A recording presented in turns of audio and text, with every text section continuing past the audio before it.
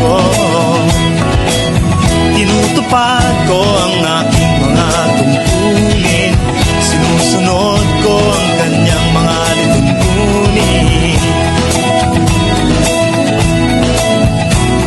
Tumatawid ako sa tamang tawiran, sumasakay ako sa tamang sakayan, tumitila at di nakikipag-unahan, at di ako masiga-siga sa lansangan.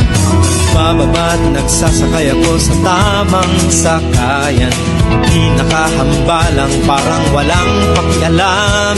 Pinagbibigyan kong mga tumatawid sa kalsada, humihinto ako pag ang ilaw ay pula, pagkat ako'y isang mabuting Pilipino. Minamahal ko ang bayan ko, tinutupad ko ang aking mga tungkulin, sinusunod ko ang kanyang mga lituntunin. Di ako nangungutong o nagbibigay ng lagay, tiket lamang ang tinatanggap kong binibigay. Ako ay nakatayo doon mismo sa kanto at di nagtatago sa ilalim ng puno. Di ako nagkakalat ng basura sa lansangan, di bumubuga ng usok ang aking sasakyan. Inaayos kong mga kalat sa basurahan, inalagaan kong aking kabaligiran, pagkat ako'y isang mabuting Pilipino.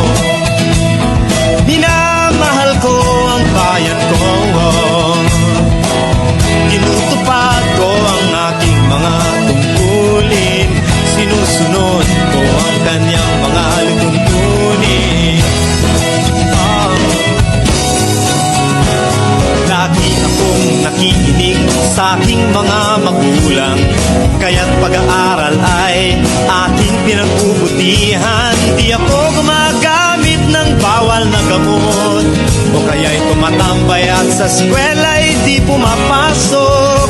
Pinagtatanggol ko ang mamamayang Pilipino, mga karapatan nila'y kinikilala ko.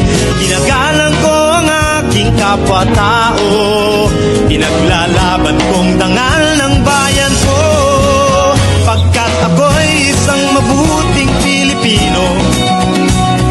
Minamahal ko